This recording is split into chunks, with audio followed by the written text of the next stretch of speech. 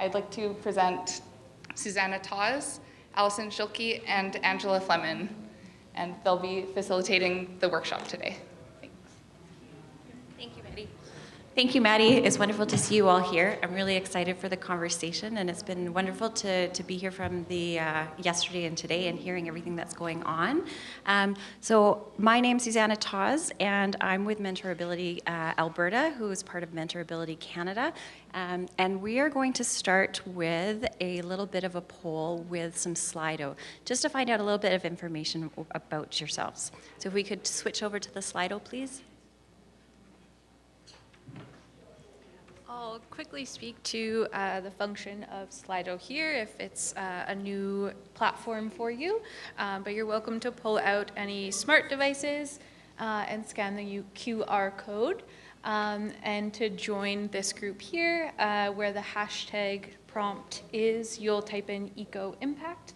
And we'll be using this throughout our presentation. If there's any technical difficulties, just let one of us know and we can come help.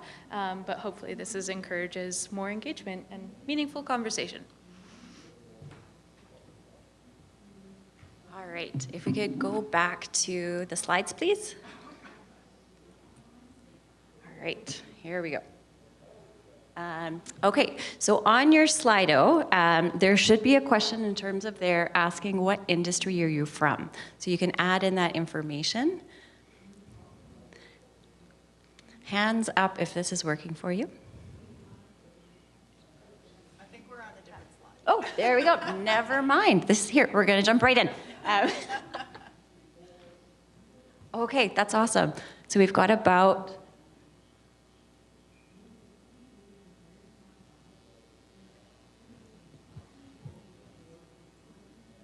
This is great. Thank you, everyone, for participating. This session is really about being able to come together in a non-judgmental and a supportive place for us to have honest conversations. And it's all about coming in and calling in to one another and meeting everyone where they're at. So that's wonderful. Okay, so there's a lot of differentiation there. That's great. Okay, could we go back to the slides, please? Thank you. As this is not functioning the way that we thought it was going to, would anyone like to share what industry that they're coming from? You can shout it out. Energy? Utility? Lab testing. Lab testing? Municipal government. Awesome. Education? Awesome, wonderful. Thank you. All right. If we could go back to the slides, please.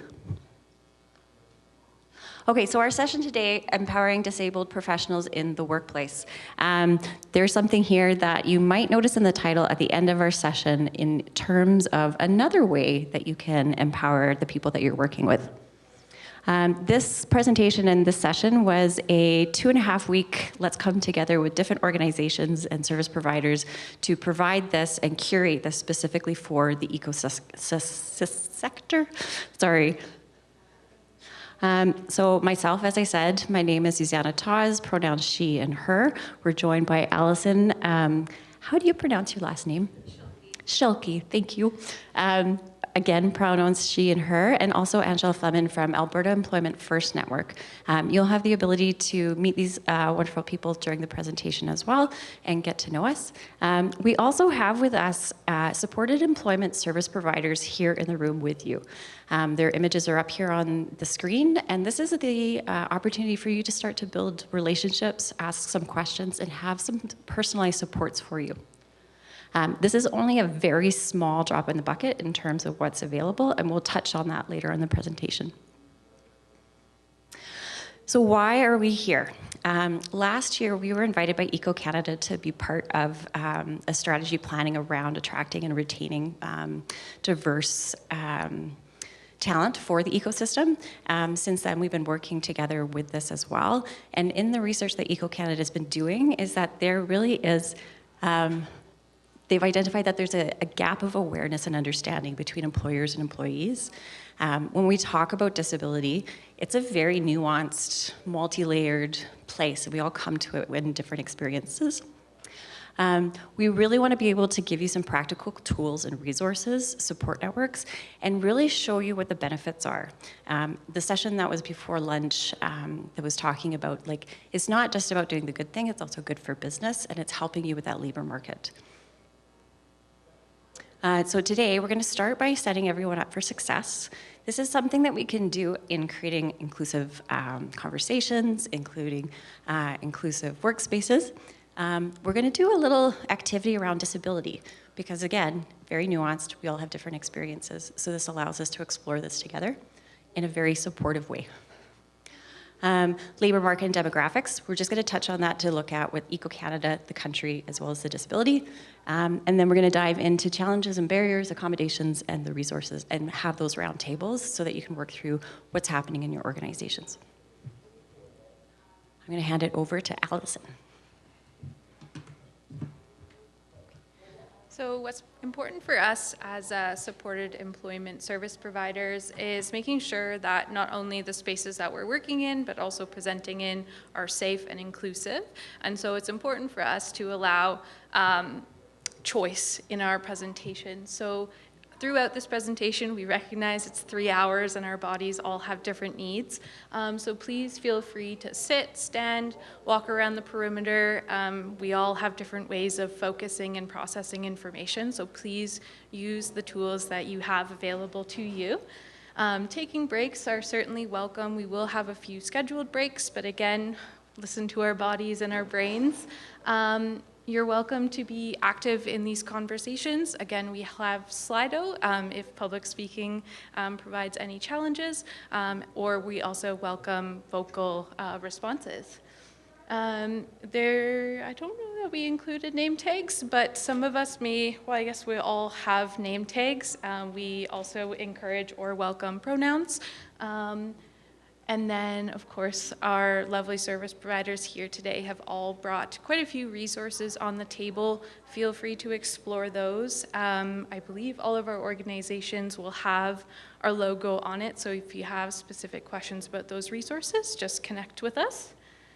And then most importantly is approaching these conversations we're going to have with a level of curiosity.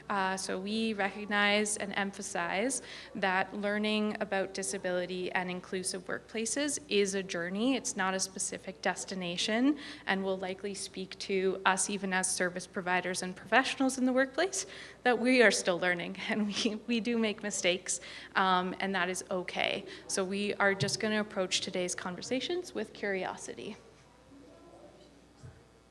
Oh yeah, and one more slide, please. Oh yeah, there we go. Great. So adding to that, talking about the conversations we will be having in this presentation and how we can make them inclusive. So for us, some of our guidelines include using inclusive language. For example, correct pronouns, gender-neutral greetings, and pronouncing names accurately. We also encourage speaking and listening and understanding people's lived experiences. We're all coming to this room with different understandings and experiences with disability, and we honor all of those experiences.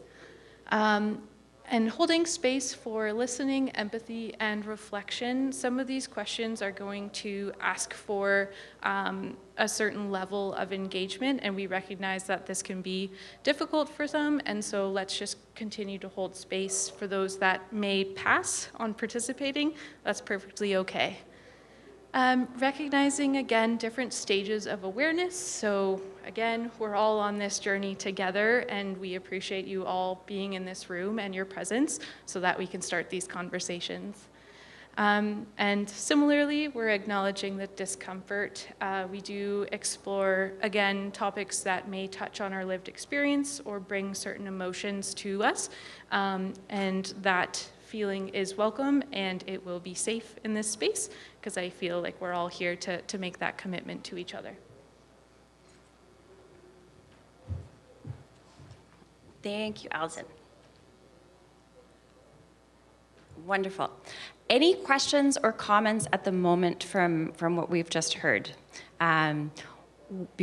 what we could do even is people that are at your tables that are supported employment service providers and the experts at your table, could you just maybe raise your hand so that everyone can see where everybody is? That includes you, Ashton.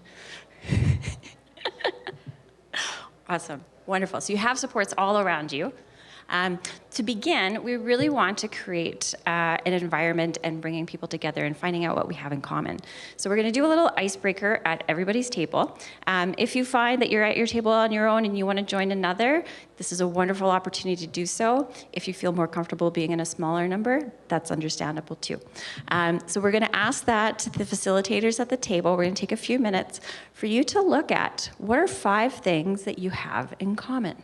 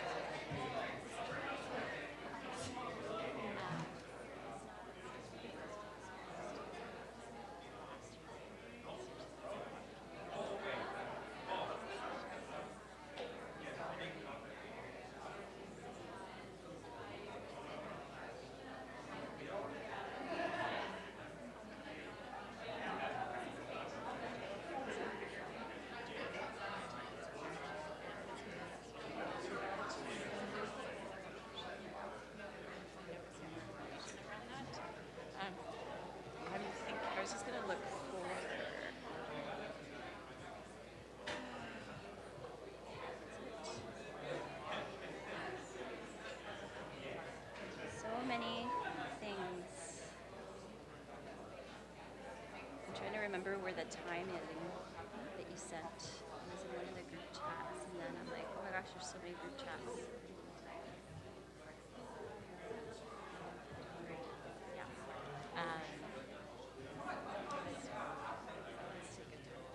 No, I figured like yeah. Yeah. We can walk.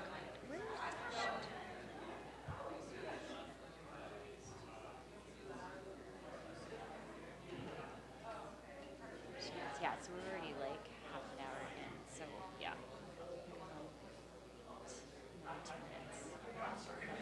We can just walk around and then see.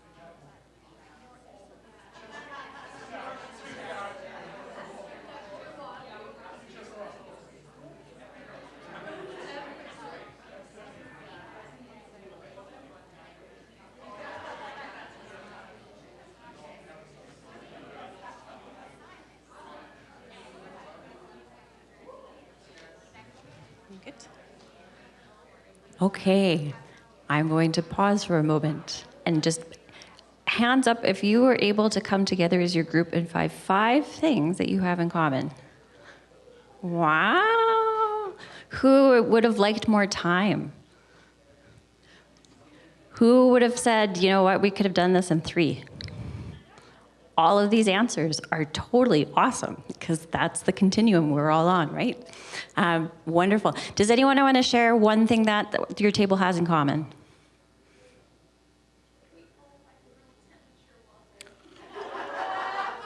Who knew that the collective identity would be warm water to drink? I am part of that group. Thank you. And that exercise is something you can do at your work with your employees together as a group to really find what are some of those commonalities. Because I'm going to ask you, just take a moment. How do you feel now with your table compared to when you first got here? Maybe you knew the people you did, maybe you didn't. Do you have an extra level of comfort? Like, how does that just feel? Don't have to share, just notice. So the next part that we're going to go into is around the feeling and understanding and exploring of disability. Eco-Canada has worked with the Canadian Association with Supported Employment to do research for Eco-Canada around how disability in the workplace and looking at the concerns, looking at the opportunities and the potentials and what are the needs. We're going to start with a little exercise called the power of words. And the word up there is sunflower. So I'm going to ask you to take a moment, imagine what comes to your mind, and then I'm going to tell you a little story.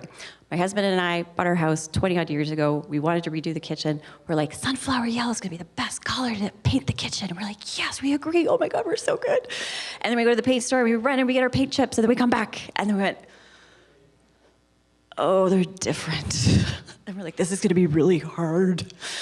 So imagine different things in your world that you're experiencing and your internal monologue or images when it comes to something. Then you add in your experiences.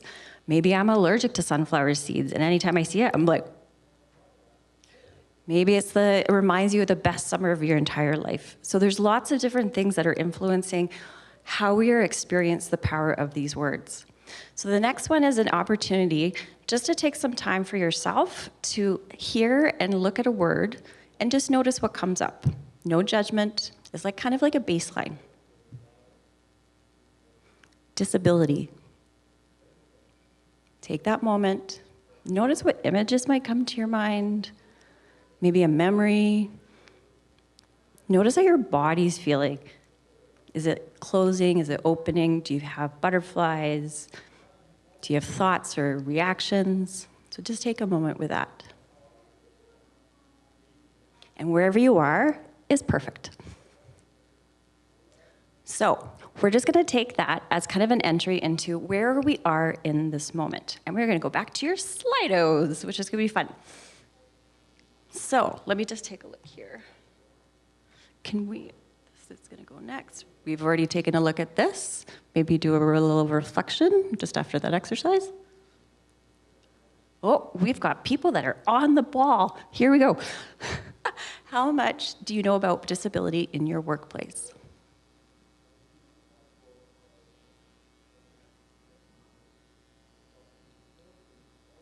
And again, wherever you are in this moment is perfect.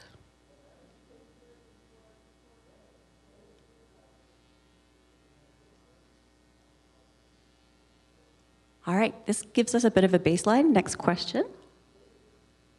What percentage of people at your workplace experience disability?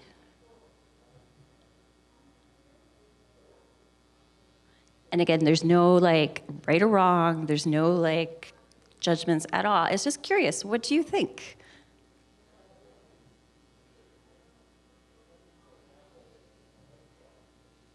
And don't worry, we will go into these details so you can leave knowing more of this information.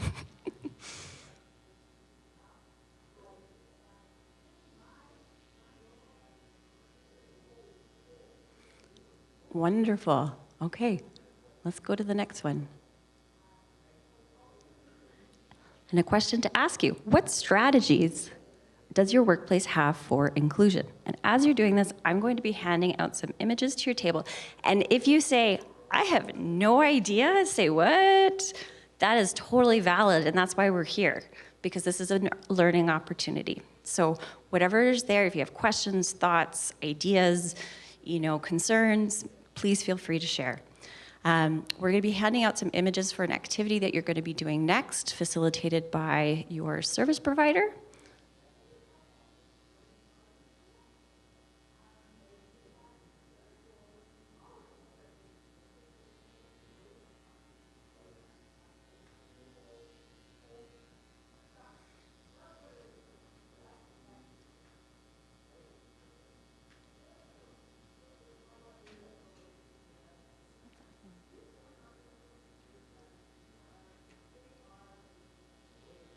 That's wonderful. So looking at some of those policies, trainings, accommodations, or like safety moments, some examples as well. That's wonderful. Not sure? 100%.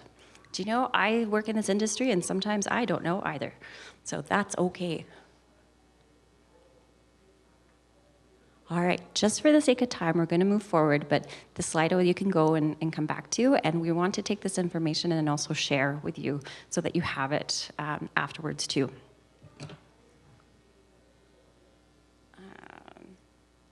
Could I go back to the slides, please? Thank you. Okay, so we have a activity with your table group.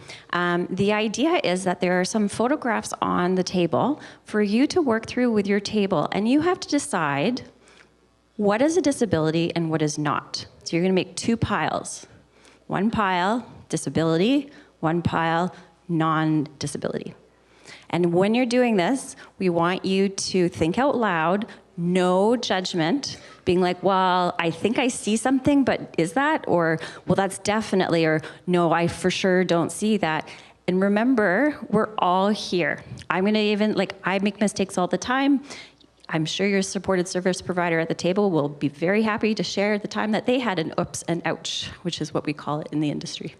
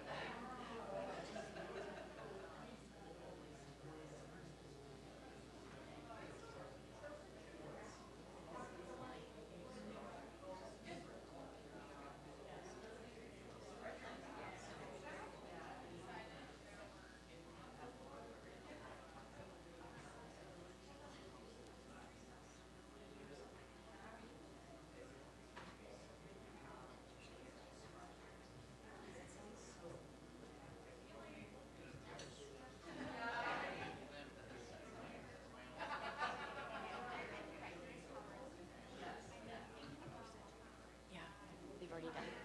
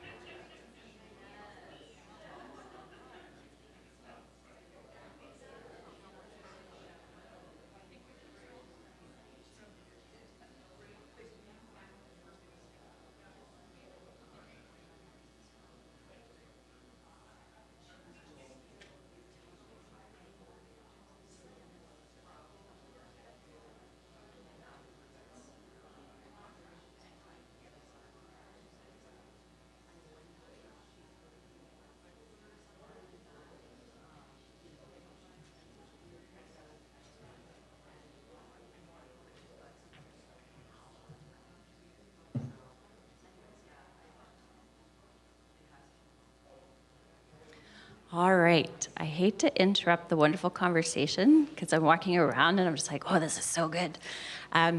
We have 3 hours together. This is not going to be the end-all be-all for you. This is a step in learning and an opportunity to come together and explore different things. I'm just curious before we move on, what was something that was either surprising or was it easy to do 2 piles? Does anyone want to share? I heard that one table only had 1 pile. Do you want to share anything from that?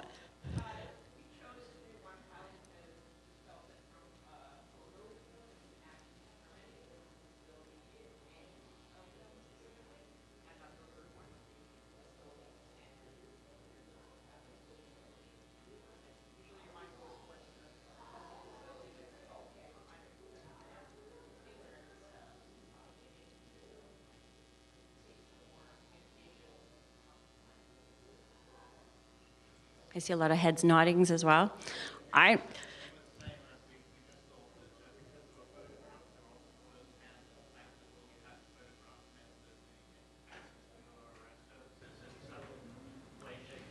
That is a very interesting comment. I really like that comment. So, what's your name, sir?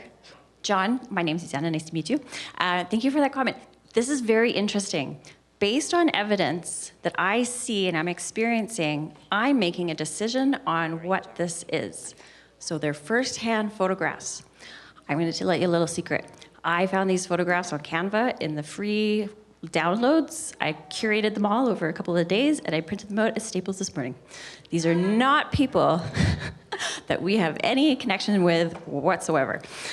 There's one that I did find on the internet, and it's a gentleman in a interesting machine on the grass. Some people may not have it, some people do.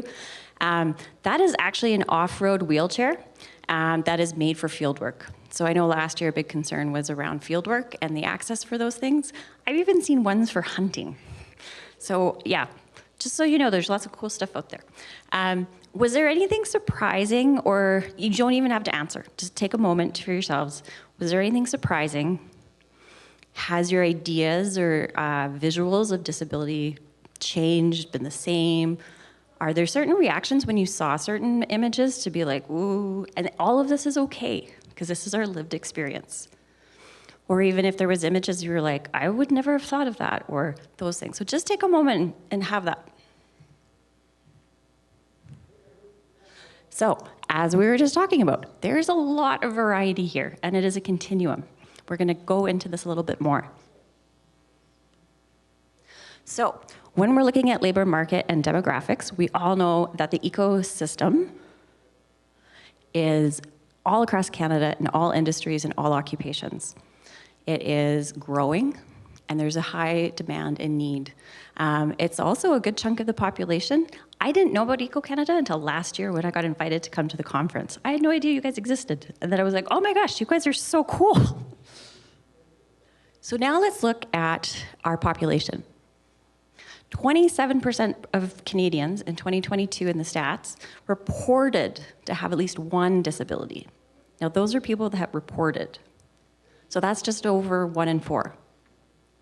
80% of those disabilities are acquired, meaning you're not born with them, you get them later on during work years. 30% of your work staff has a disability, at least one, and is not telling you for many reasons. So, so if you think that, having people with disability is scary and you don't know, you're already doing it. You're already doing it.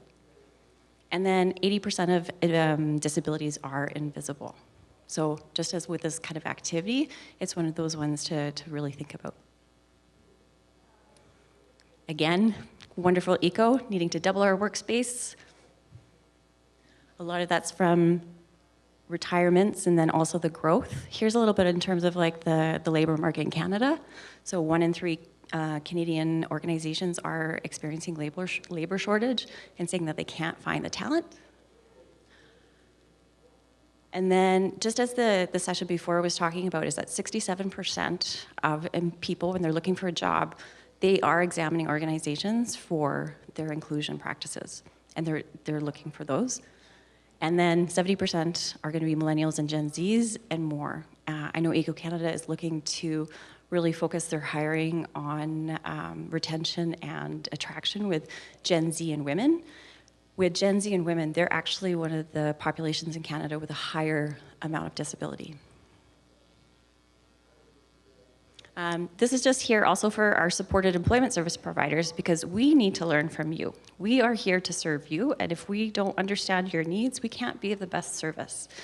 So this is just the variety of what Eco-Canada has forecasted up to 2033 in terms of the different types of industries and what's replacement and what's growth within there. This is available on the Eco-Canada website in a wonderful report that you can look at because it's very small print. So, the gap. In Canada currently, there are over 740,000 people who are job ready with qualifications that experience disability that are either unemployed or underemployed. That's a big number. Now, that being said, but do they have the skills? Mentorability, we partner people experiencing disabilities of all sorts, including anxiety, including neurodiversity, including, mental health, maybe chronic illness, fatigue, all these different things, explore different career paths and put them together to have a conversation, not a long-term mentorship relationship, but moments to learn more. This is a sampling of the people and what industries and roles they're interested in. We have people with physics degrees. We have senior accessibility people that cannot get employment. They're super amazing. Just so that you know, there's definitely there's the whole spectrum and ranges, so it's not just like this one. But this is just to show that that disability isn't just in that one area. All right, if we could go over to Slido, please. So this should be a poll. What are the benefits of inclusive workplaces?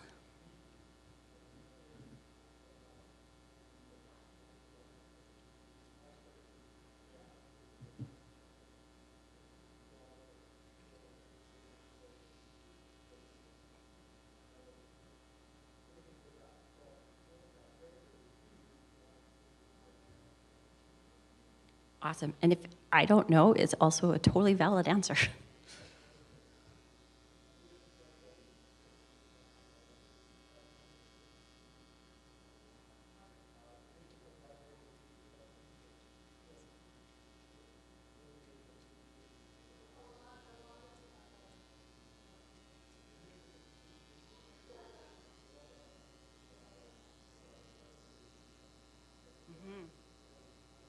Interesting insights and answers. So in the love of time and wanting to make sure you get the most out of this, I'm going to go to the next slide. If we could go back to the slides, please. And to show you. So research has shown that organizations that are inclusive, so a lot of time when people think DEI, they don't think disability. Disability is a big part of that. You're outperforming your competitors more financially. If you take a look at the image at the bottom, when you have one hire who's an inclusive hire, this is their circle of influence. So you're not just influencing that person, you're influencing their entire community, which is a very loyal community. So also if you're talking about attraction and retention of what you're wanting to do, this is having a ripple effect that will know more. The innovation. People experiencing disability have to be innovative every moment of their lives. I myself live with an invisible disability as well as neurodiversity, diagnosed later on in life. I've got 2 degrees, I've started not-for-profit, I've done lots of fabulous things, but every single moment of my day, I always have to problem solve. I'm a fantastic problem solver and can put all these different pieces together. Just saying, not to toot my own horn, but yes. And also in terms of that, effectively being able to anticipate change. If we want to look at the numbers, again, business, 92% of customers are going to choose an inclusive employer over a non-inclusive. Also, at the bottom is a really big number. $18.3 trillion is the latest finding on disposable income of people experiencing disability across the world with their friends and family. I think just on a math base, if you're not including this demographic and this market, that's just bad business. Another part here that also shows is when you have inclusive hires, you're understanding your customer base better. We are going to watch a little video. It's very short, but this is also on the Eco-Canada website, so you can watch this as well. But this is an example so that you can see what this could look like, maybe not in your industry, but at least in your sector.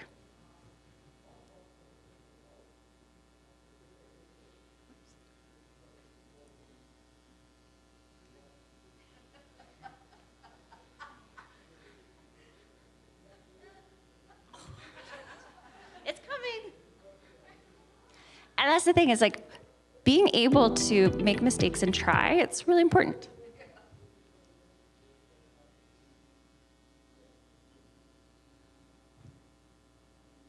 If we can't get to it now, then maybe we can get to it in a moment. So as we're waiting, maybe just take a check. If you need movement. Oh, here we go. So I'm Rachel.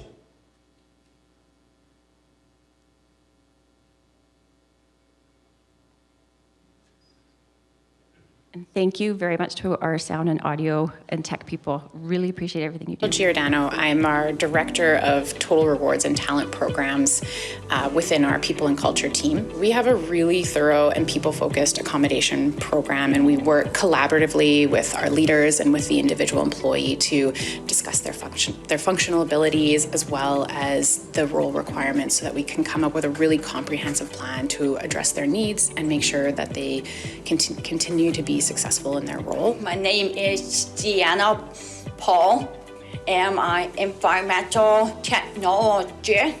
For us, it's been a great learning opportunity, and Sienna's really come to the table with ideas. She's really open to collaborating and working alongside us, and she's really the expert in her own experience. And so we've been able to leverage her knowledge and her awareness around this to shift things to the next level within our organization. I can turn on my closed caption here, and this will come on, or I should follow on the transcription here. Some of these practices that we have can apply not just to other people with hearing disabilities, but people who perhaps struggle with English. English might not be their first language. And so some of these practices that we've now established and created awareness around can help support many others in the organization or new people joining our organization as we continue to try and grow our diverse talent pool. Learning from her has helped. It helps to develop empathy and adaptability and just sort of a more innovative approach to the way that we communicate and work with each other, and just to be able to think a little bit differently about it, which can, help improve our practices over time. It's really been our experience that those employees who've joined, who have faced challenges or perhaps adversity, they often come to us with a lot of resiliency and a lot of adaptability and the willingness to innovate and try new things, and diversity of thought that helps organizations, especially a people-focused and people-driven organization like an environmental consulting. Having diversity of thought is really important and helps us to innovate, bring new ideas to the table, and deliver great work for our clients. We're not fully set up with a comprehensive plan for every type of disability that exists, but as people join our organization and needs arise, we're open to learning, evolving our programs, and adapting as we need to. It's a really tight labor market out there. It's really challenging to attract and retain in this market in the environmental industry.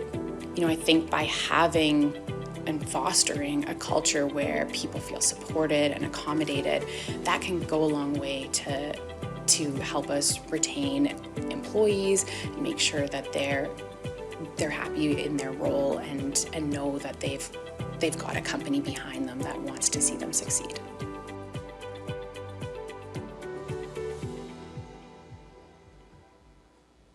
Thank you. So you'll be able to access those and take a look at the EcoCanada website. There's a lot more there, but that's just one example. And as she was saying too, they don't have all the answers. You're not expected to be the experts. You don't have to have everything 100%. The biggest part is being open and curious. Hello, everyone, and thank you for joining us today. My name is Danielle Fisher, and I'm the event manager here at EcoCanada. And today's session is called...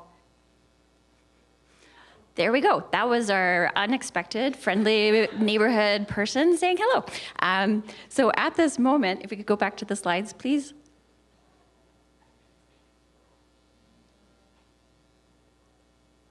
Oops. Yeah, we're going to just take an 8-minute micro break. Also aware that this is the last session of the thing. Some people might want to leave early. Some people might have a flight. Some people whatever. So really, we would love for you to stay till 4:30. There is some prizes that we're going to give away.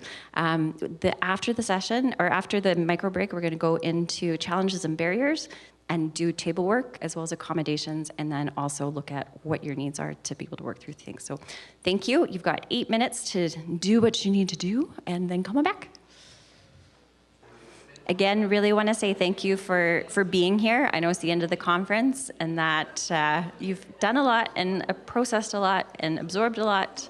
So we're super grateful for you to be here. Just as everyone's settling in, we're going to pass it over to Angela from the Alberta Employment First Network. They are an amazing organization here in Alberta that connects with employers from across the province to understand what their needs are, as well as to work with supported employment service providers, as well as with job seekers. So I'm going to pass it over to Angela, and she's going to lead us through the challenges and barriers section.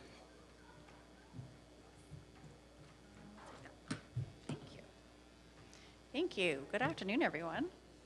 When we are engaging with employers, we are listening to what some of the barriers and the challenges are.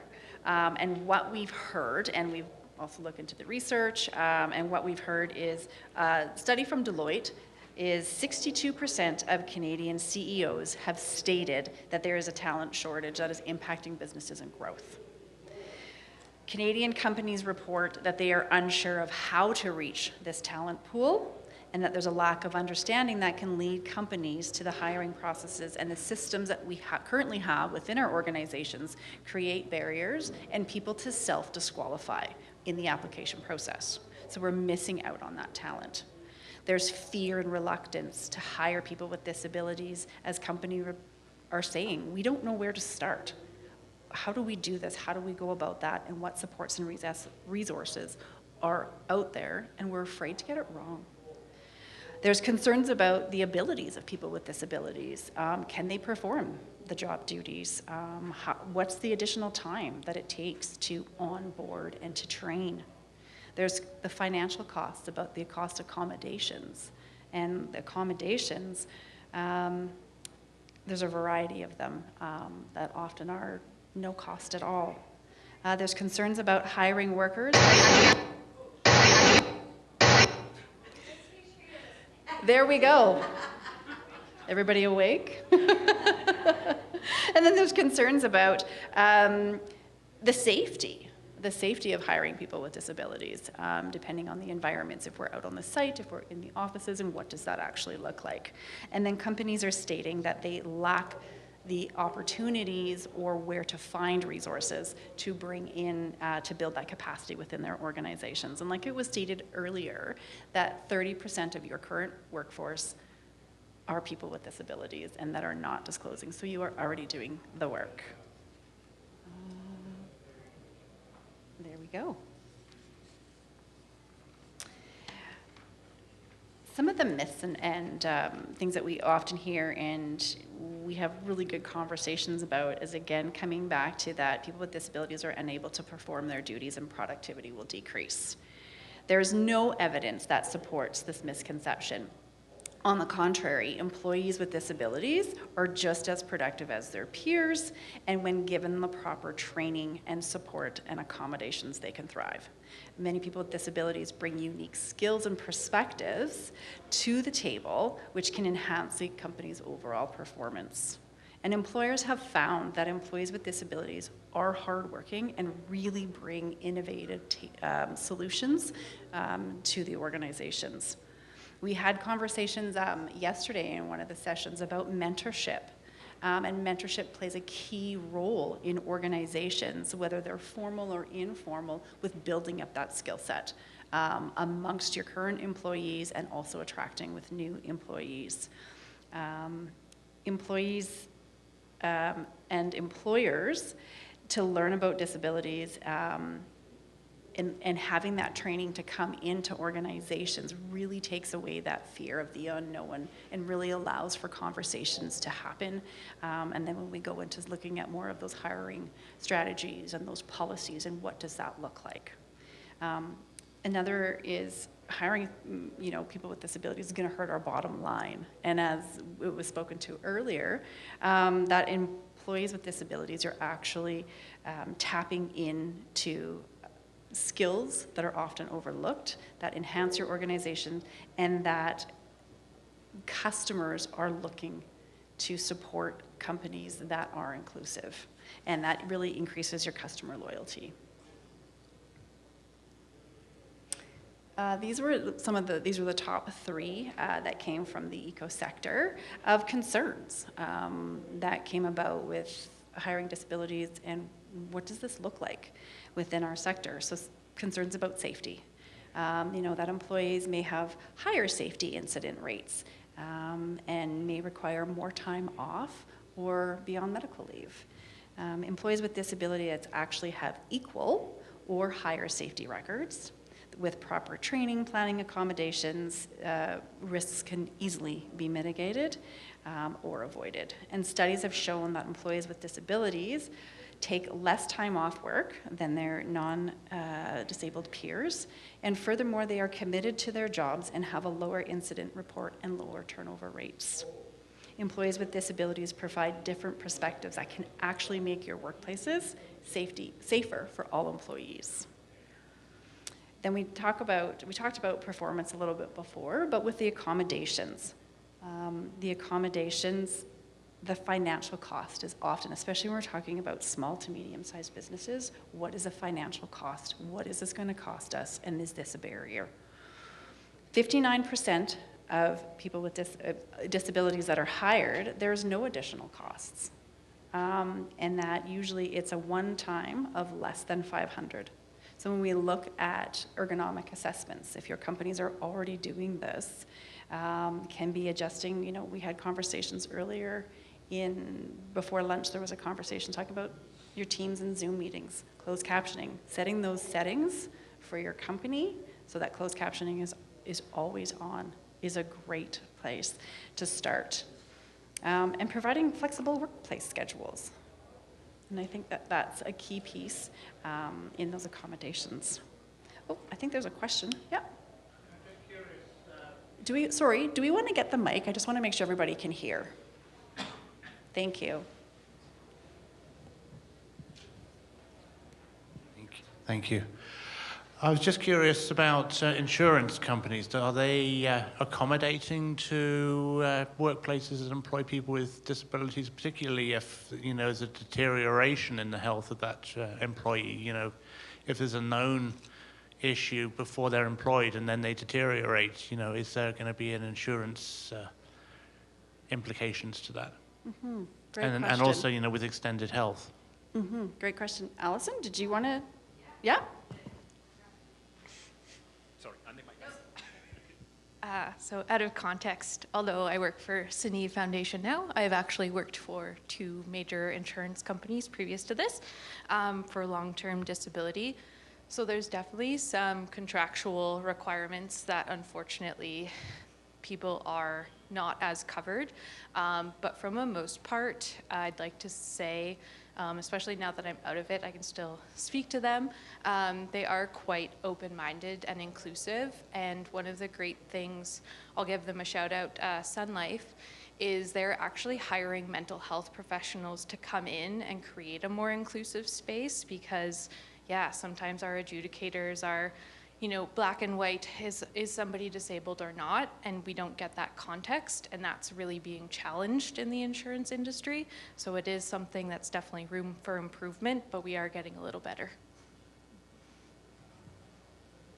Thank you, Allyson. Great question. See, we're constantly always learning new things. This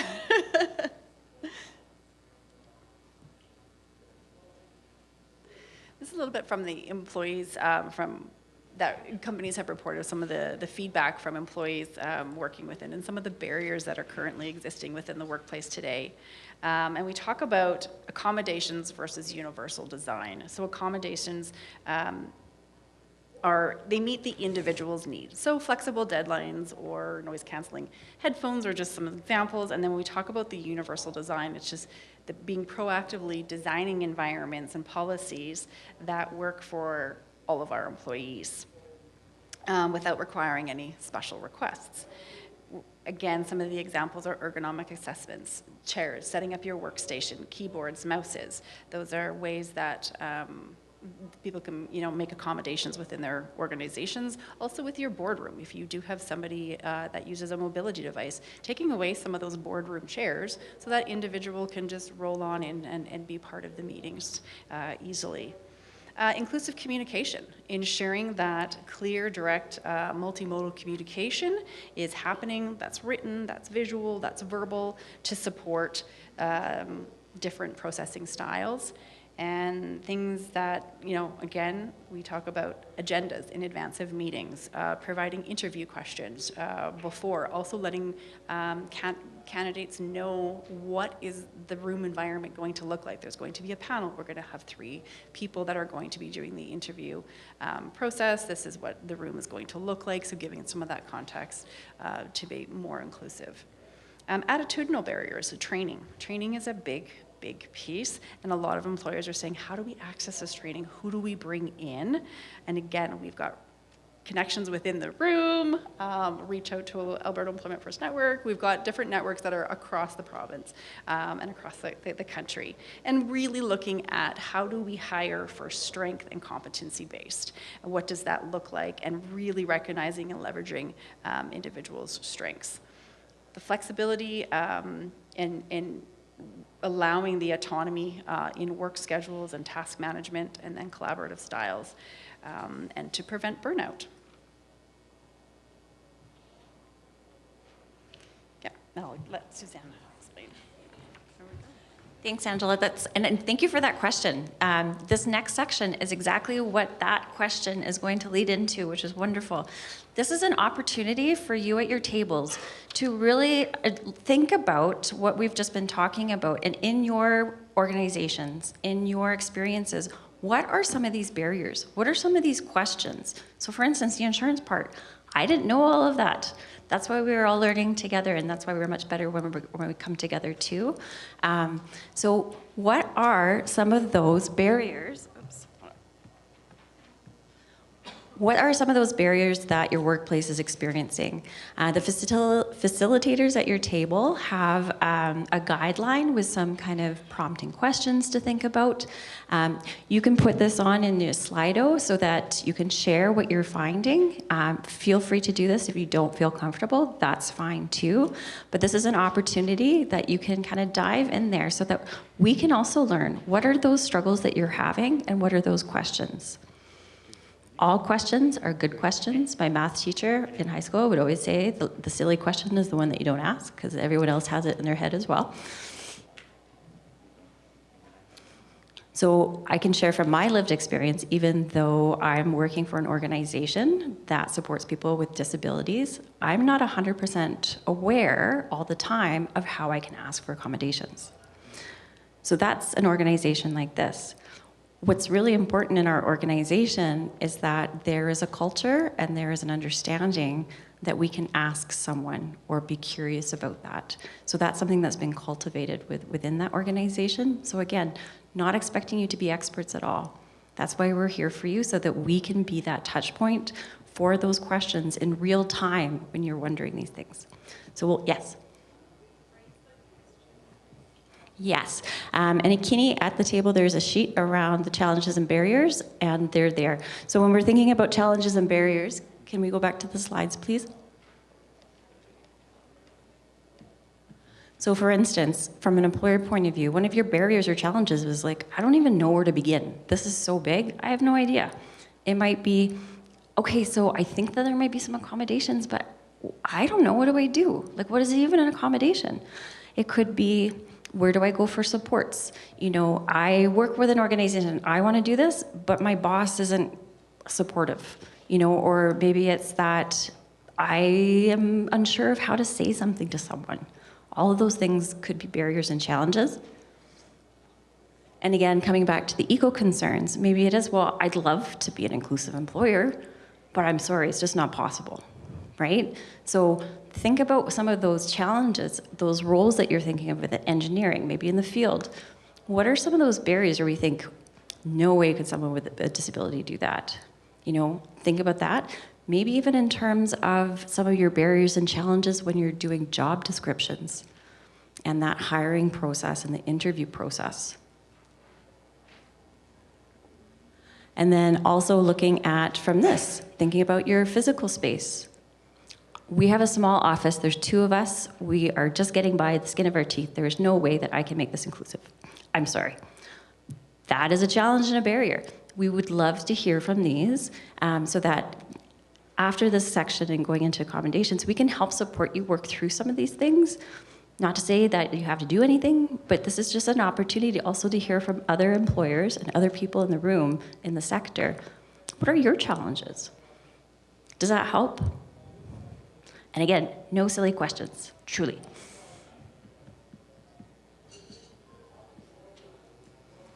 Ooh, and I almost forgot. There is a printed copy of the last 3 slides on the table so that you can refer to them in your group.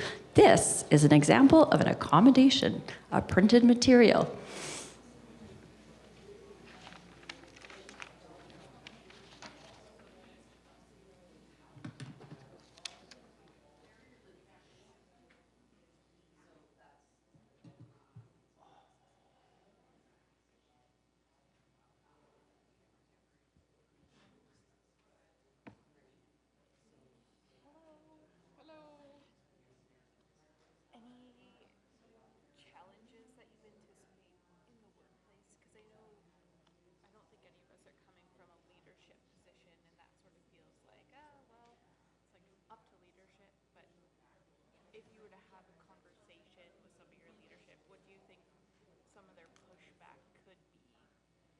So our building is like physically inaccessible. Oh, like the current space we're in, as well as the future space that we're moving into, because we are being evicted.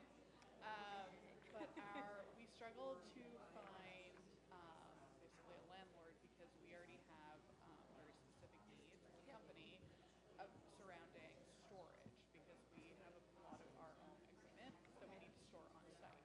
Right. So I know our next space is inaccessible because there's literally stairs to get to our bistro. Interesting. And that's just like one of those things where they already struggled enough trying to find the space that they would be like, there's no way. We needed the rental space for all of our equipment. And that was already apparently like a very specific thing that not a lot of buildings could fulfill. So like a physical environment obviously needs to fit business needs first, and then they're inaccessible. When I work with employers, that's a huge pushback we get, is like we'll say like adjustable lighting or private space, and they're like, this isn't even our physical space to like manipulate because we're renting. And it's like, oh, yeah, let's explore that, because that's challenging for sure. We have a couple of people that work at my place of work that have special lights in their office, or no fluorescent lights at all above their cubicles. They have like lamps on their desk instead. Yeah, and again, it's kind of like, where do you start?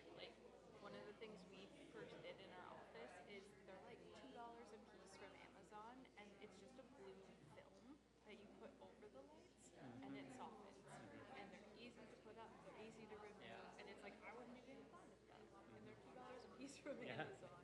So, and like again, if you're renting a space, these are like quick fixes Yes. that we can Yeah. use that aren't gonna make a landlord angry. Hey. Yeah.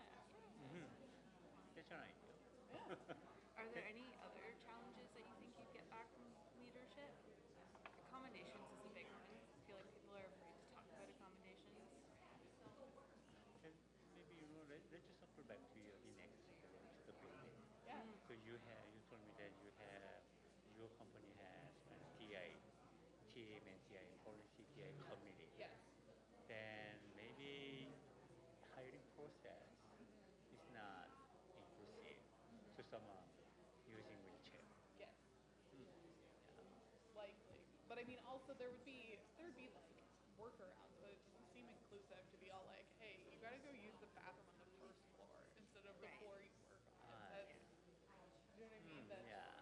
like not very welcoming. Yeah. Or like, hey, you can't get to the lunchroom because there's stairs there. Yeah.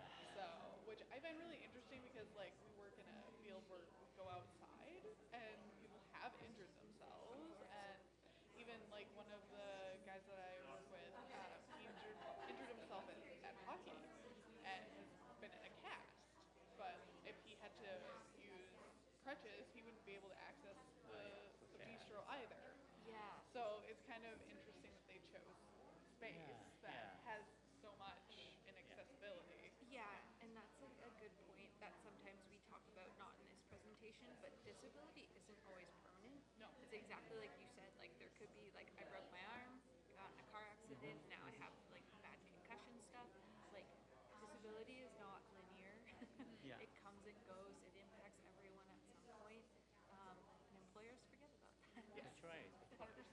I actually rolled my ankle last year and was in a cast myself, and because I tore a bunch of ligaments, and I was like, I'm not even gonna bother coming to the office. Sorry. Right. So, because it was so far to walk to the bathroom, and that's just not accessible when you're Yeah. healing. Yeah.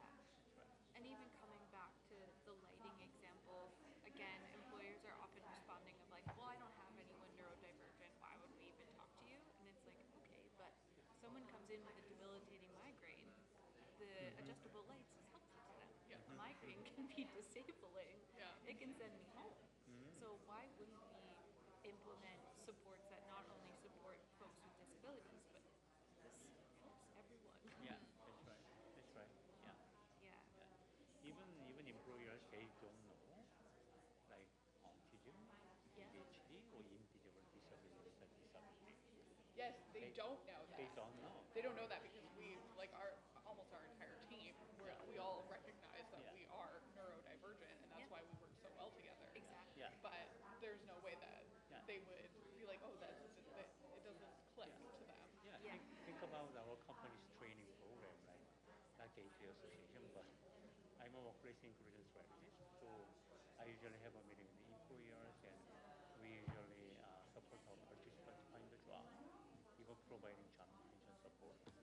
But generally speaking, most of the employers training process for new hires is kind of computer or kind of maybe some very plain like this document, Yeah. right? But someone living with some different types of spectrum, Yeah. they don't understand. No. Yeah. They- And you'll get no. something this thick too. Yeah. It's not just one sheet. Yeah. Yeah. Hey Jay, can you get any pictures to understand this store's floor plan? Yeah. Or can you show me what does the compactor looks like? Instead of explaining, hey, you have to grab some empty boxes and put them into the compactor. Okay, what is that? So the kind of training materials and training process also must be changing. Yes. Okay, so just because they walk, they can use their arm, they can use their leg, that doesn't mean they are not living with a disability. Correct. So everything can be related to disabilities. Everything can be related to welfare for their employees. Even that's impacting on their hiring process. Okay? So yeah, even at DI process we have, which doesn't mean they are inclusive employer. No. So like one great hair store, they are inclusive employers. They hiring a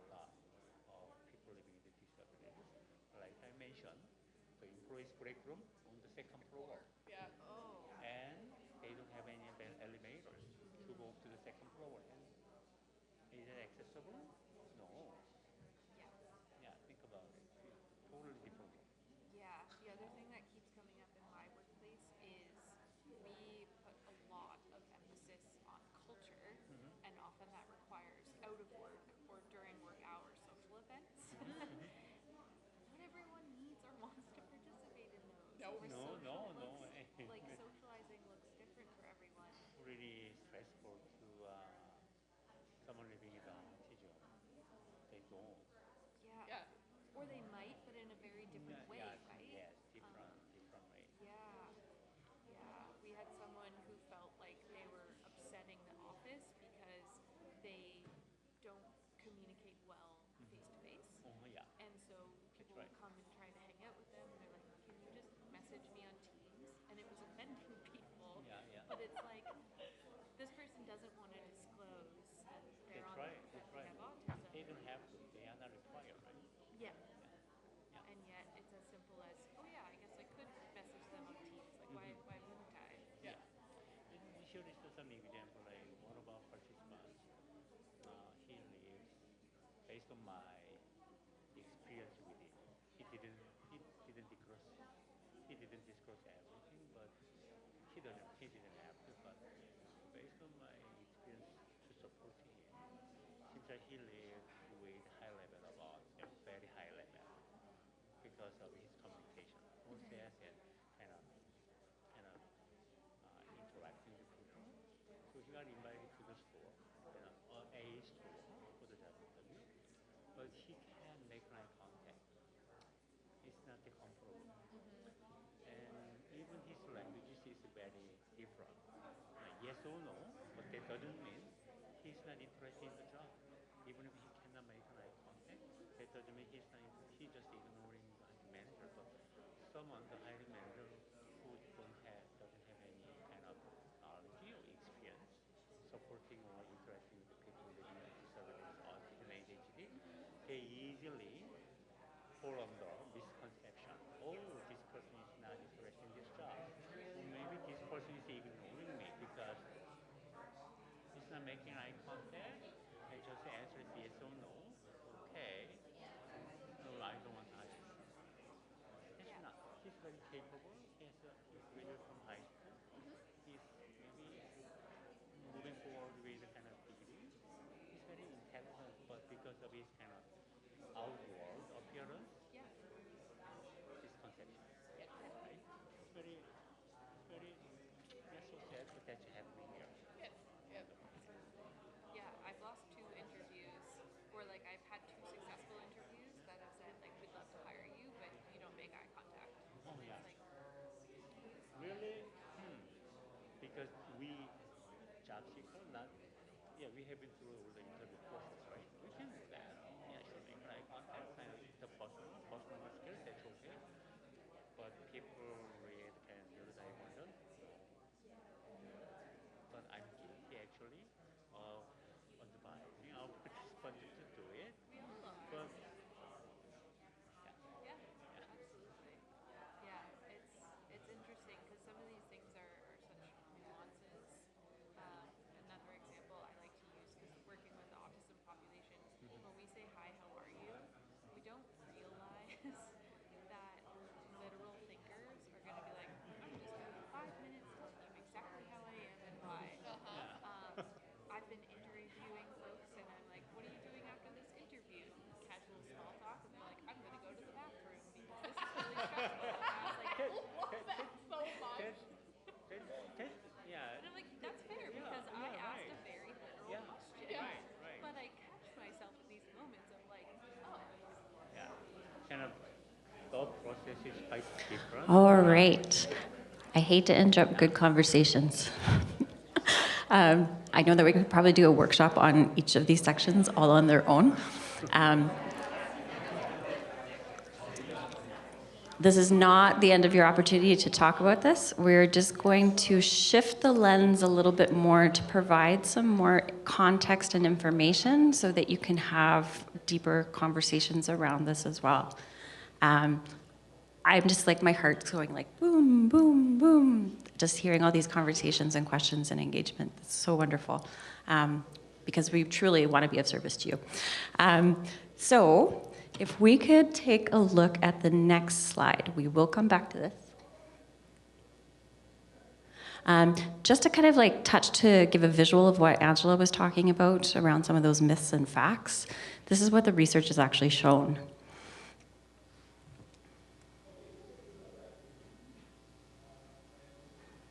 Again, this will also be thinking about context too. Are they set up to have success? Are they set up to these things? You know, thinking about field work. Are you climbing up a tree and doing these things? And, you know, if you don't have the support, do you have the safety there? So there's definitely context when it comes to these things as well. Now we're going to get into accommodations. I'll give you a moment to take a look. The person using a wheelchair. I'd like to be part of an accessibility committee. Having a meeting. Everyone stand. Who wants to be part of the meeting? The reason I really love this is because it shows the good intention. It shows the willingness. It shows the openness. And it also shows the layers and the nuances when it comes to this. We don't know what we don't know. And, you know, one of our participants is blind, and I was like, oh yeah, I'll see it. And I was like, oh my God, I just told you I was gonna see you. Oh my God. And he's like, no, I think that's funny.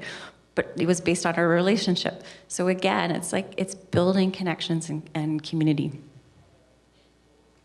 I'm going to see if this will play. Oh my God, we got 2 videos on here, and I don't know. Let's see. If it doesn't work, I'll send this out to you because it's really cool.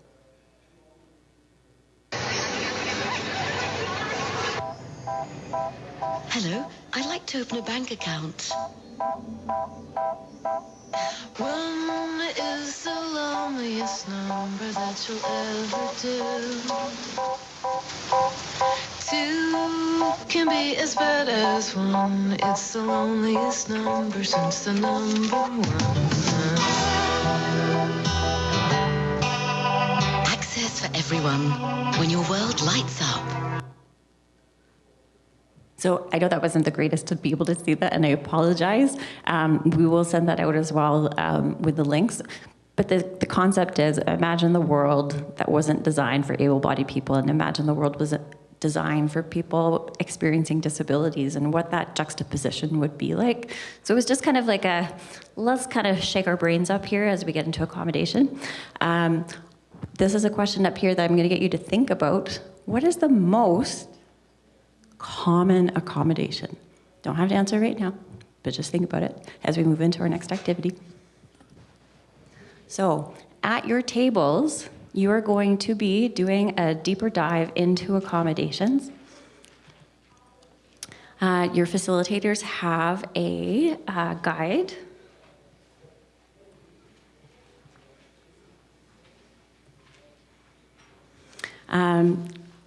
For this, is going to be exploring the idea of accommodations. And as we said, you already have 30% of your staff experiencing disability. You're already doing this work. And I also saw up there in terms of closed captioning. We don't have closed captioning on here. We did that on purpose, just so that it was something to notice and have a conversation around in terms of those things. So we're going to provide you some time at your tables to talk about what accommodations you're already doing, looking at those barriers that you have brought up, what might be some of the accommodations that you could provide.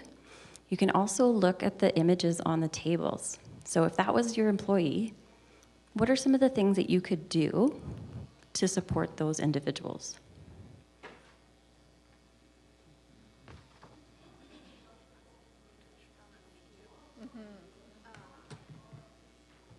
And we've also talked about the restrictions of accommodations, like the specific need for a particular physical space. What accommodations have you seen in the workplace, or have you noticed any? Stand desk, yeah. Love those. Yeah. Different light fixtures. I took the armrests off my chairs. I don't know where they are, and we have to move soon, so I hope nobody expects me to put them back on.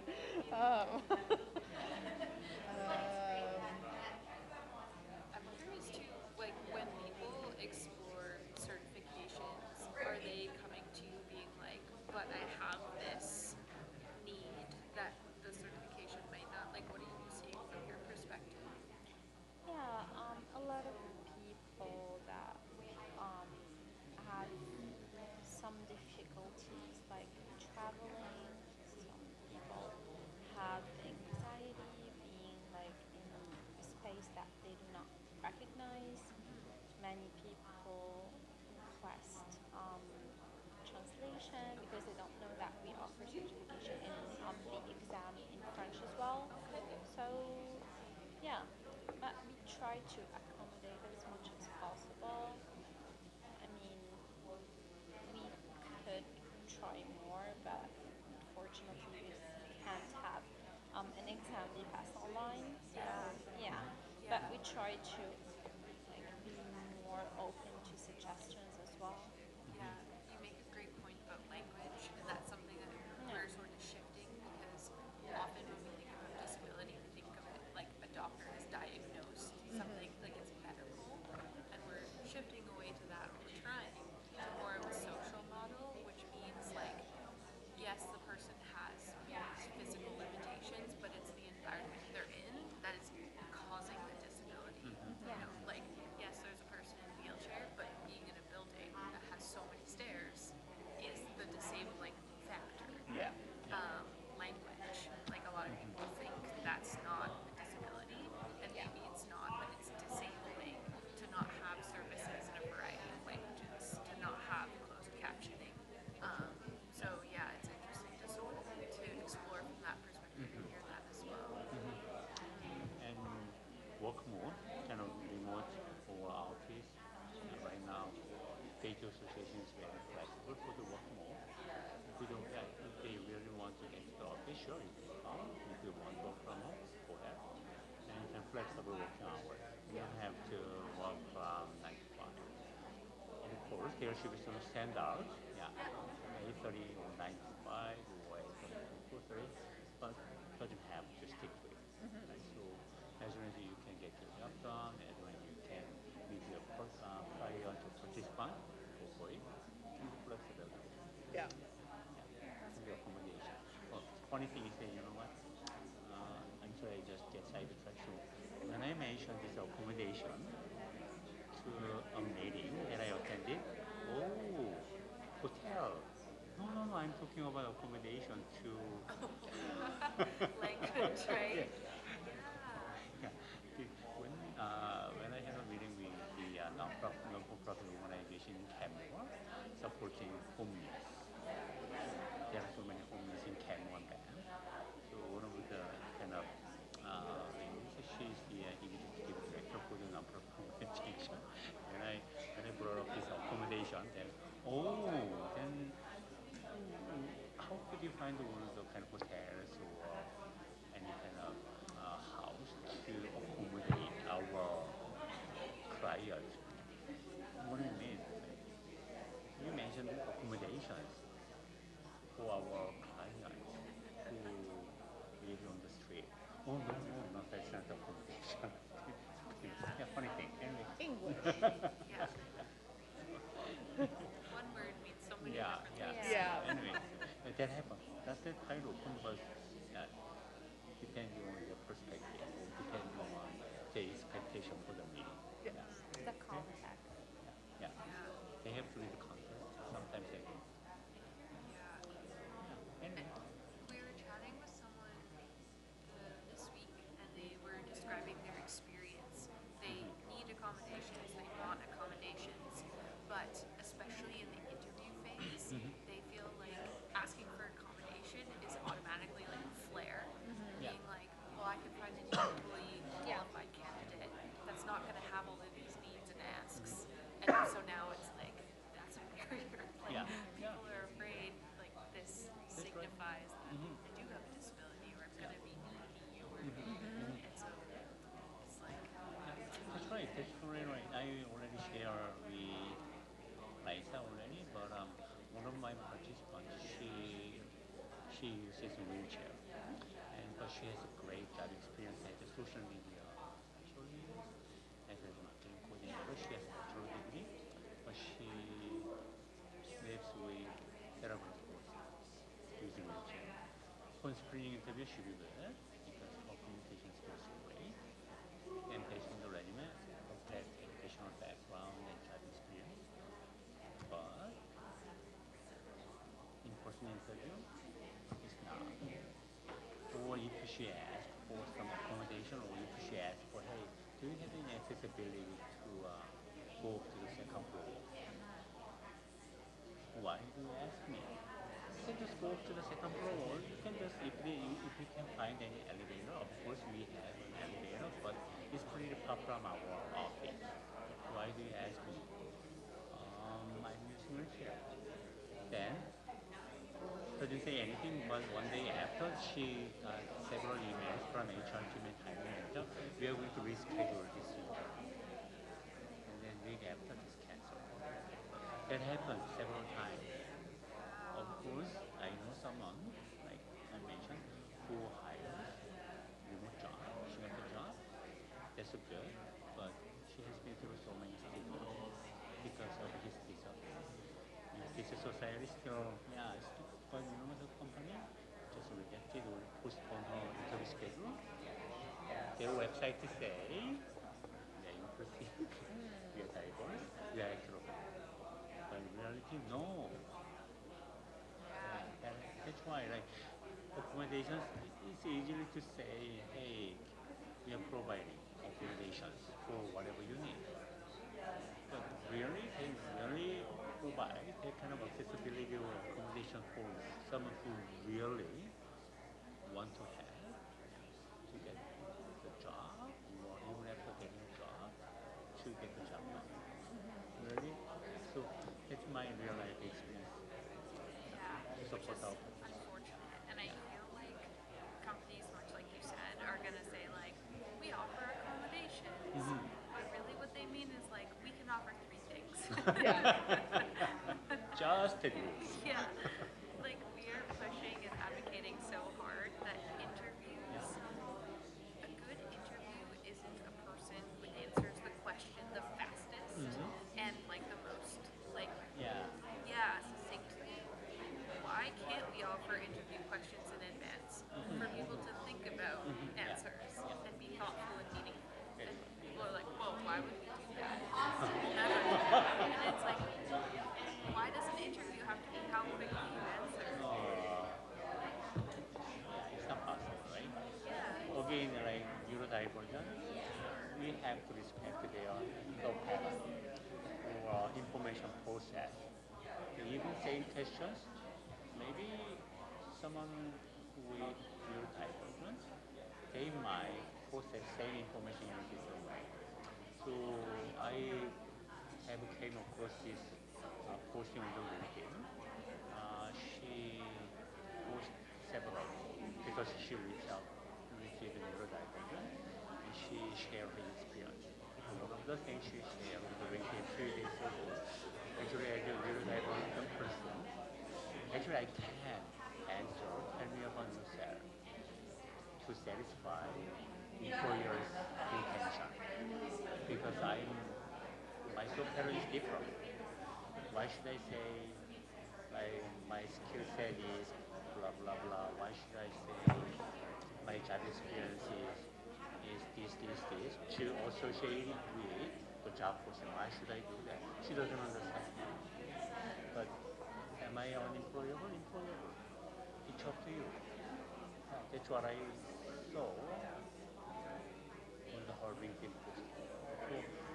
But this society is different, and some of the employees they also kind of providing those types of interview questions in advance, so they could support our participant in preparing for the job interview in an efficient way. But most of the employers, why should you provide interview questions? It's not fair. No, that's fair. They're not supposed to be a surprise. I don't understand. They should be fair. And context is so important in interviews too. Like, if I was a friend and I said, tell me about yourself, you're going to talk about your pets. You're going to talk about, but in a job interview, the question, tell me about yourself, means don't tell me about your cats. Don't tell me what you like to do. But, like, how is a person supposed to know that? Yeah, right. Why can't we just reframe a question with the goal in the question? Yeah. Tell me, you have a dog, you have a cat. So taking care of a pet can be related to time management, can be related to kind of caring, personality, can be related to maybe detail oriented because sometimes we have to he's 14 years old. Maybe he's going to, I don't know. We are just waiting, but you know what? We have to take care of so many things we need for taking care of the pet. We can use it to do our job or to interact with people, but they don't care.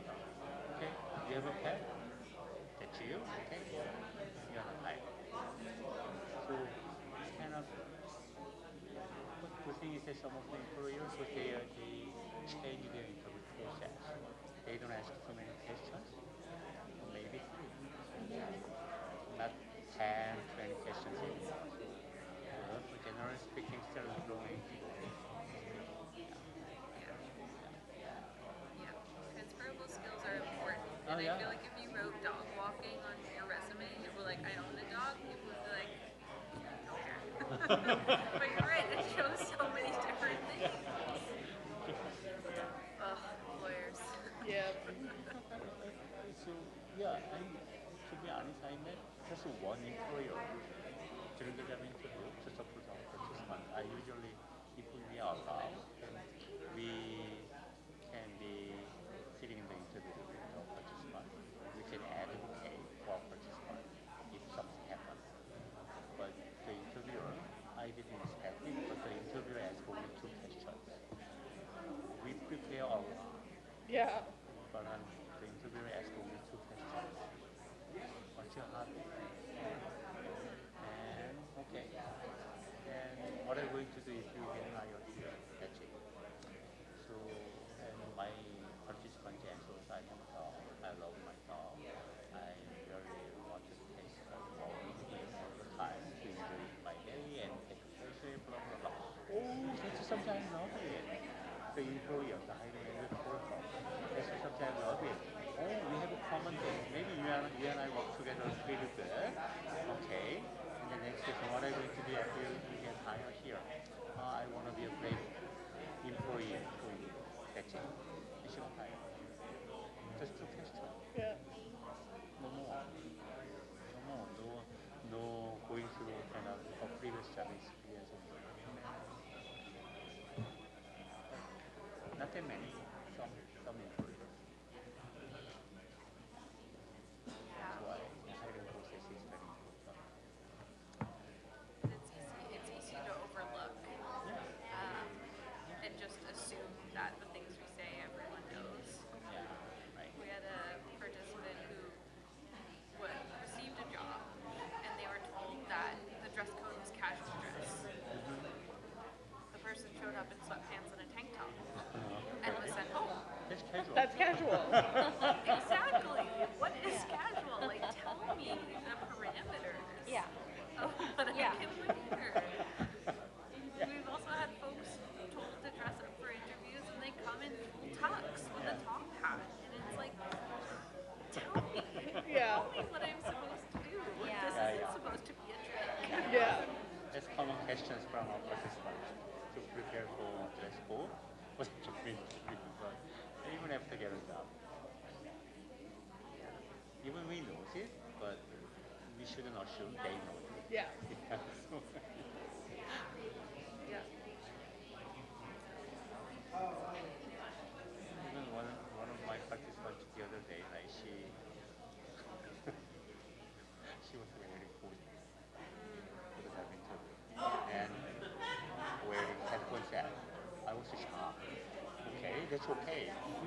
Casual dress code for the job interview is okay because you are around, but maybe wearing headphone set and hoodies is not good. No.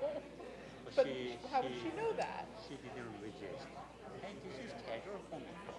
Okay, give me 1 minute. I just went to the hiring manager in the store. Hey, please understand this is the situation. If you're okay, then let's do it. Let's do it. If you're not happy with it, I'm going to take from that. All right. I love when I used to be a teacher as well, so it's like when I say something and people turn around, I'm like, oh, people are listening to me. This is so cool.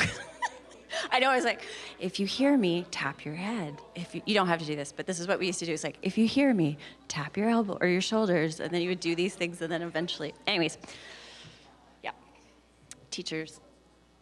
Okay. Thank you again for staying, and thank you for being here. We could not do our work without you. And so we really are happy and really grateful to all the conversations and input. For sake of time, we're at 3:45, and again, if you need to leave at any time, that's totally fine. We're going to go into, do you want me to, okay. Angela was gonna take over, but I'll just do this so quickly so we can get back more into what's going on with your worlds and how we can be of support. This image here is a snapshot of the registered national network of supported employment service providers across Canada. So CASE, the Canadian Association for Supported Employment Service Providers, is kind of like an Eco-Canada for supported employment service providers, if that makes sense. So they don't do the groundwork, but they have free resources. They have HR toolkits. They have training. They have connections. This is a really great place to go, and CASE has a relationship with Eco-Canada, and it's the one that did the research in terms of the ecosystem and what's going on with the sector as well. The little image on the bottom right just shows that there's everyone around the country. Alberta Employment First Network, they're here in Alberta, but they can also connect you with everybody else across the country too. So the people at your table, myself, Angela, Allyson, we're all people that you can reach out to, and we can put you in contact and help you and support you. A little bit from the mentorability point of view. Mentorability is a national program, and so there are hubs across the country in every province and every territory. These are very great places for contact as well, to get in contact with your supported employment service providers across the country. We'll have a QR code at the end, and there's information on the tables there for you as well. It's really exciting. So actually, mentorability up in Nunavut translates to, are you able to learn? Which is very colonial and, not cool. So the words there are completely different, and what that looks like in the context is very different. What mentorability looks like in Calgary is very different than it's going to look up northeast in Alberta. It has to be reflective and responsive. Speaking of that, so in Alberta, we work with supported employment service providers like the ones at your table, and we connect to have those conversations. Not only that, we do networking events, we create workshops, all based on the needs of our communities. And lots of free resources. And the way that it works is there's always a facilitation in that too. We're gonna get into this, but I wanna kind of go through a little bit so we have more time.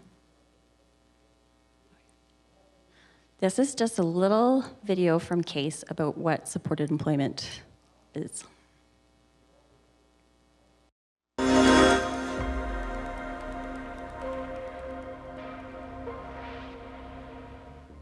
What do supported employment service providers do? Over 6.5 million Canadians experience a disability in their daily lives. Supported employment is a customized approach that helps this untapped labor pool connect with the right job and the right employer. By ensuring the best match, job seekers secure meaningful, paid employment, and employers hire and retain skilled and reliable employees. But making that connection isn't always easy. That's why a supported employment service provider is so important. Think of the provider as a third partner in any company's recruitment and hiring process. Every employer is searching for a competitive edge. Service providers contribute by working to prepare candidates for success. The service provider spends time with the job seeker to identify their skills, abilities, career goals, and personal strengths. They also explore what support the job seeker might need to perform at their best and what type of work environment they are looking for. Together, the job seeker and the service provider will develop a plan tailored for their specific needs and desires. Service providers also help with the next step, finding potential jobs. This includes locating job openings or working with employers to develop opportunities.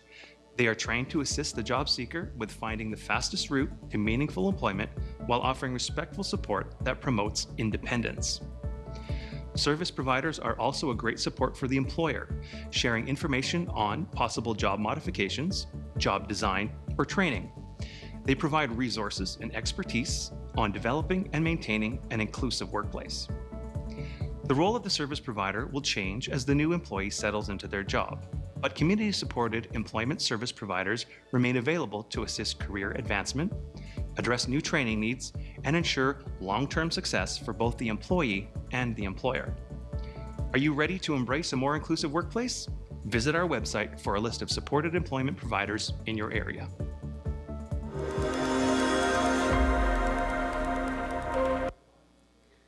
So that's just a little kind of taste. So these are the people that are sitting at the tables with you.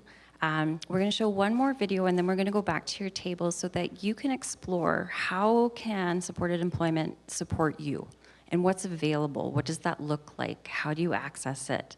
How could maybe some of those things address those barriers and accommodations and conversations that you've already had? This video is a example of the Mentorability Initiative. This is from Inclusion BC.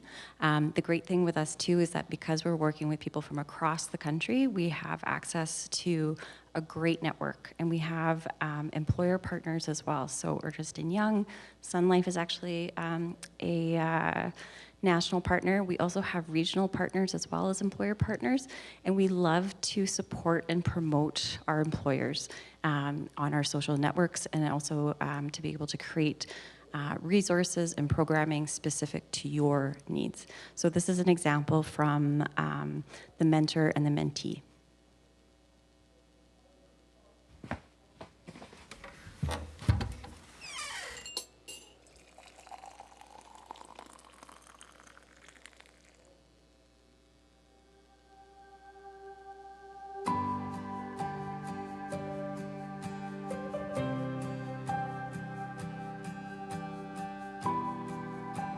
I'm Joshua Beastol, Joshua Nicholas Beastol.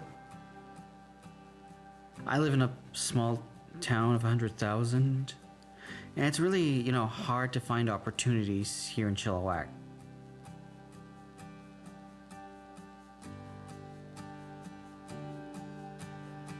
My name is Yeliz Akşehirli. I work as a senior talent acquisition specialist at ICBC. I attended a case conference, and I saw a presentation about mentorability program. And as soon as I saw the presentation, I signed up for the mentorship program, and I became a mentor.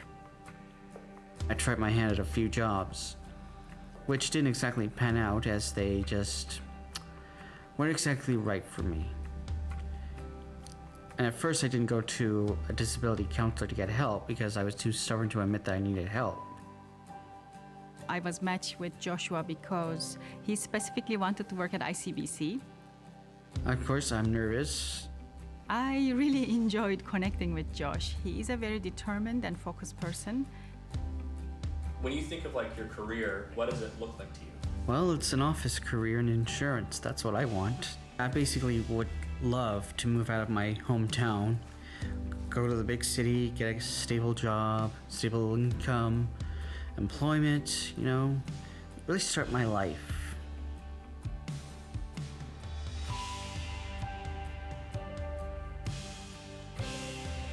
For many years, and still it's going on, that people with disabilities are overlooked for opportunities.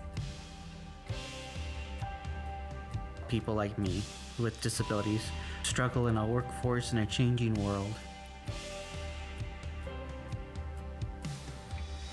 Josh and I connected virtually, and together we were able to identify which roles would be more suitable for his skill set, where he can expand his skills, where he can really add value.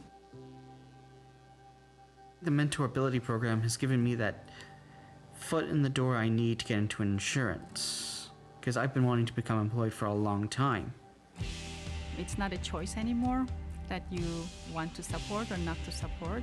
We all want inclusion, and there are things that we can do, each of us, as individuals, as organizations. Without people like her, I'd still be struggling, still trying to find that perfect job, after enduring much anguish and frustration and stress.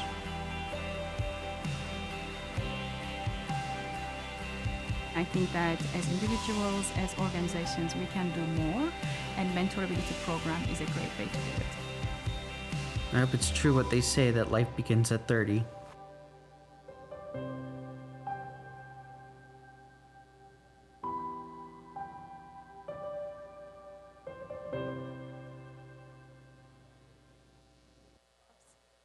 There we go. Thank you. I hope that gave a little taste of things.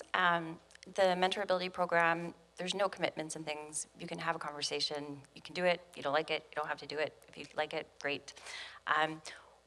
We're coming towards the end of the day, wanting to provide this time for you to connect with the service providers at your tables to see how they can support you further, and for you to also identify who's in your area that you might be able to reach out to, and also what's one step that you maybe take after today's conversation and conference.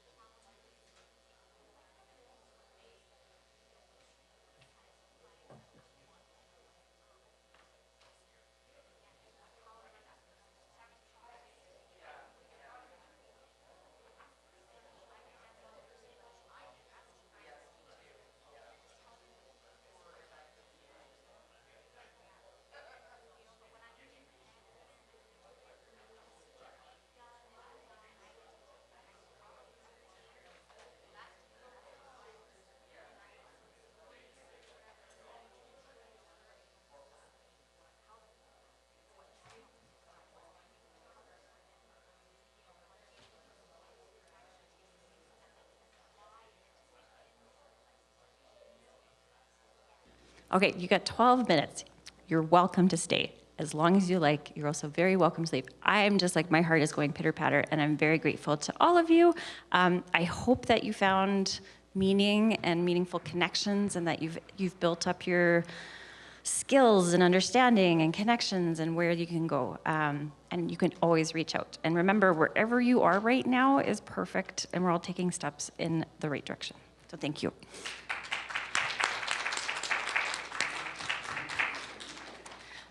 That is a QR code to our Mentorability Alberta website. There is things that you can learn there. Sign up to be a mentor, employer partner, mentee. A lot of our mentors are mentees and back and forth. We will also, you have all the materials on the tables, and we will be sending out information with all the supported service providers here today as well.